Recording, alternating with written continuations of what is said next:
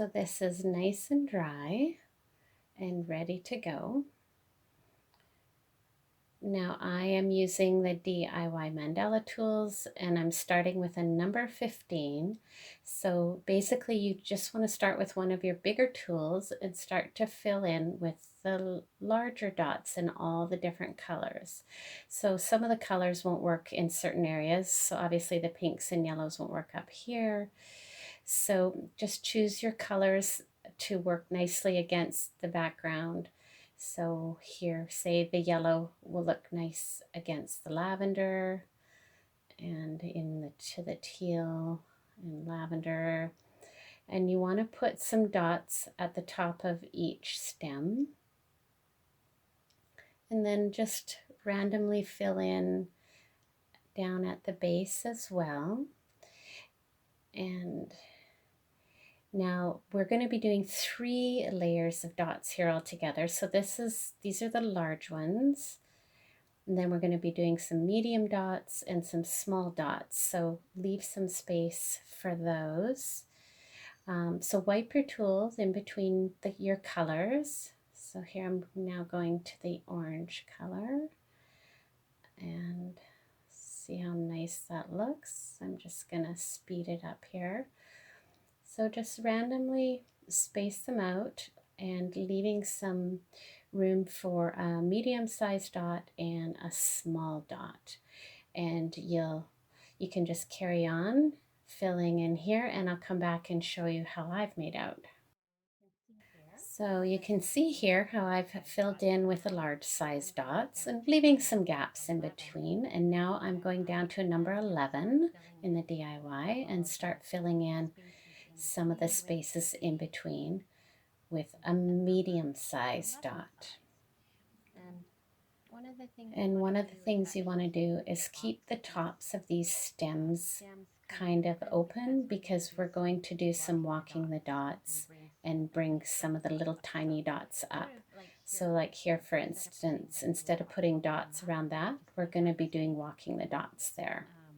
So leave those open. And you go ahead and use the medium tool and start filling in some more spaces just like this, and then changing your colors and wiping your tool in between. And we're going to be going down to a smaller size even, so leave some room for that. So carry on and I'll come back and show you how I'm making out. Here we go. You can see how that's coming along. So now we're going down to a number 6 in the DIY. So I started with a 15, I did an 11, and now I'm down to a 6. And we're now just going to fill in some of the smaller spaces with the smaller dots in all the different colors. So this is a fun layer. So just starting with the yellow here and filling in. Just gonna speed it up here a little bit. And so you can see how that's starting to fill in really nicely. And changing the colors. And so just carry on, and then once you're done that, let this dry really well, because we're going to come back and we're going to start dotting in the center of the bigger dots. So I'll see you when we get back. Now that this has dried really well, I'll bring it up a little closer. You can see how I've filled that all in. And now we'll start filling in the biggest circles. Those were number 15, so I'm going to use a number 9 or 10. I'll start with a 9 and see how that works. So just start dotting inside the bigger ones, and that's a 9. I like that. That's a good size. And try to center your dots as best as possible. So when you're filling in the bigger circles, you want to pick colors that are opposites. So I wouldn't use yellow inside orange, but to put it inside the dark teal, goes inside the purple and the pink nicely, see, like that. So you need to choose your colors so that you can see them pop. So it wouldn't go very nice inside the coral, but inside the light teal it looks nice. So here the orange, you wouldn't want to put that inside the coral or the pink. They blend too much together, but putting it inside the dark teal works nice. Oh, my paint is drying up. And I wouldn't put it inside the yellow. So it goes nicely inside the light teal. And make sure there's enough contrast between the first color and the second color. So go ahead and fill in your bigger circles. I'm going to just fill up my orange here. And then when you're done that, go ahead and fill in the smaller circles, which were done with a number 11, and fill those in with an even smaller tool. I would probably use probably a 5 or a 6. So go ahead and put your second layer of dots in the larger dots and medium dots, and I'll see you when we come back.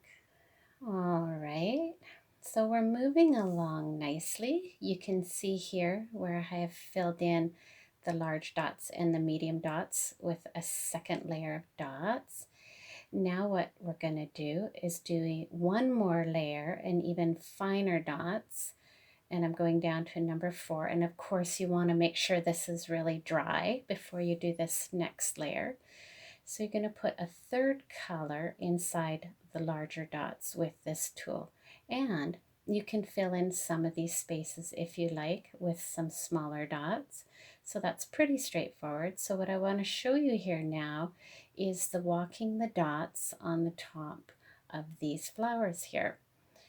So what you do is you load up your tool, and I do show this in the beginner's course, and you just start dotting along, and as you do the consecutive dots, it leaves less paint on the surface and each dot gets a little smaller.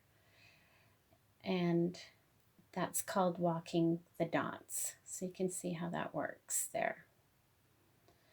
So I'll use a different color here that's maybe a little more contrasty.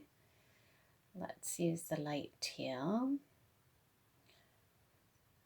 On this one here, starting on this side, you go up, creating a little bit of a curve like that, and then coming up the other side, and each dot just gets a little smaller. And let's do another one over here in this Bahama blue, and just creating a little bit of a curve like that. And then you bring them up the other side, put another little dot at the top. There. So you can go along. So of course you have to be mindful of the colors that you're using in there so that you get enough contrast. So here I probably would use the yellow here. I think that would look quite nice. Yeah, that looks nice. And of course you don't have to do this, but it does sort of bring the whole pattern up a little further. And then if you want, once you've created all the peaks on top of the flowers, you can go back and dot the inside with some different colors. So carry on, and I will carry on as well. And when I come back, it'll be... Here we are. I'm officially cross-eyed. I'll bring this up closer so you can see how I finished in with the smaller dots. And at this point, it's totally up to you if you want to carry on and fill in more space or just leave it as is. And then let this dry really well. And you can go back and look at it later, and if you need to fill in any more spots, you can. I'm cross-eyed, I'm gonna stop. And this is where you could write your greeting, you could write congratulations, you could use stamps to create a greeting. I have one here that I made earlier. I'm covering up the name of the person, but I just put their birthday greeting there. Or you can just leave it plain. So isn't that just a beautiful little card? I kind of want to frame this. So subscribe if you like this video, and share and sign up for my newsletter so you don't miss any future projects. Thank you for joining me.